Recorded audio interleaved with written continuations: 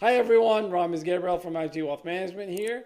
In my previous two videos, I discussed the financial planning process that I take with my potential clients and shed more light on the data gathering meeting. In this video, I want to show you an overview of a financial plan presentation.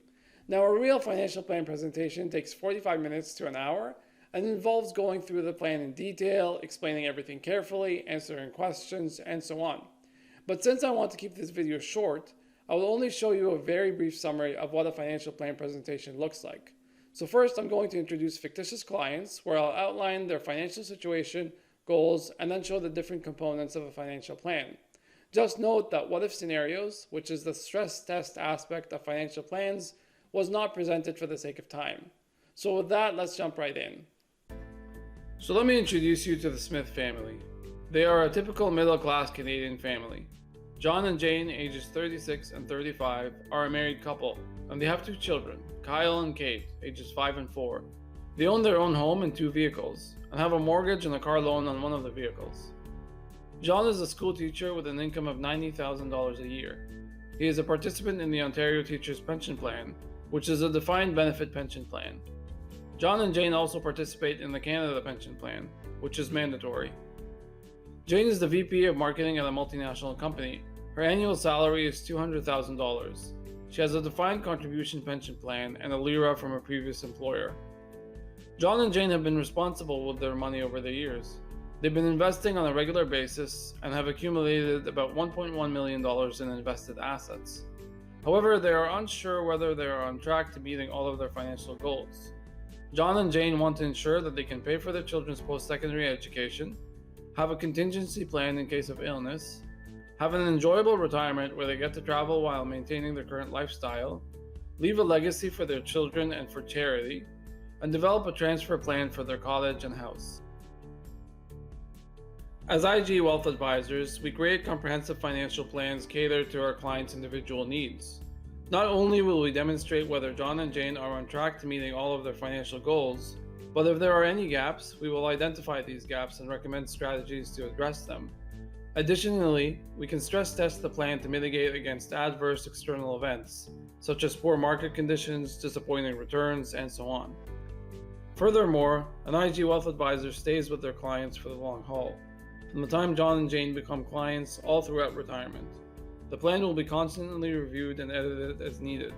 Since life is dynamic, the plan should be as well. Now let me introduce you to the financial planning software that we use at IG Wealth Management. This section here is where John and Jane's financial situation is captured in detail, and their goals are carefully set. The next section is the planning section. Here is where we see if we're fully on track to meeting these goals or not. For example, we're on track to meeting 68% of the type of retirement that John and Jane have envisioned. Also, they're on track to leaving $2.4 million in legacy. Since retirement and legacy are very closely related, let's look at them together. I've set some strategies to get the retirement plan up to 100% and increase our legacy amount. Some of these strategies need to be implemented now, while others need to be implemented during retirement.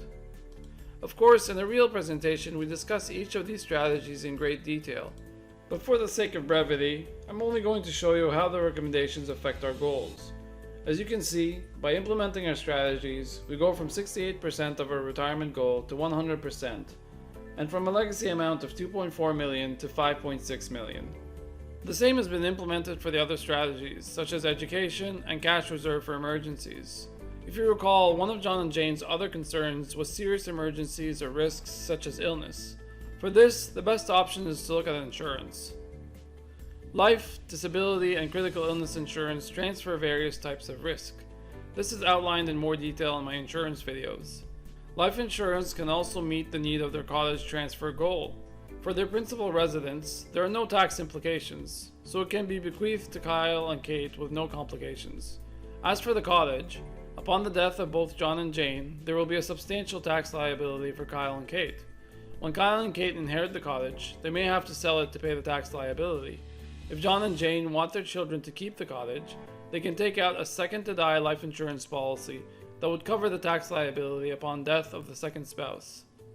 Now let's take a look at cash flow projections. These cash flows are very detailed, and we would normally spend considerable time discussing with the client. But for our purposes here, let me demonstrate the overall concept. The basic structure is cash inflows minus cash outflows equals ending balance. Let's take a look at cash flows under the current situation versus the cash flows under the recommendations.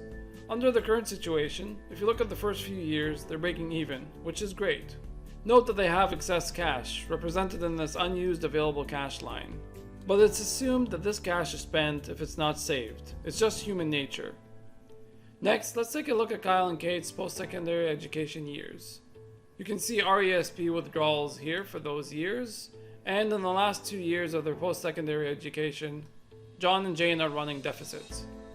After that, they break even until we get to retirement. You can see here, in retirement, their salary ceases, and they start making withdrawals on their investments. However, it's clear that their investment accounts are not sufficiently funded because they run deficits all the way through the end of retirement. This means that they can't fund their lifestyle or have the retirement that they're hoping for. Now let's take a look at their cash flows under our recommendations. The first thing we note is that they're directing the majority of their unused cash towards their goals, and that's why this line is a lot smaller. If you look at the post-secondary education years for Kyle and Kate, you now see that they're not running any deficits. This means that the RESP accounts are sufficiently funded. Likewise, if you look at the retirement years all the way to the end of life, you can see that they're breaking even. This means that John and Jane are able to fund the lifestyle they desire. So that's it for me. If you have any questions or would like to go through this process, just give me a call or email me. Thank you.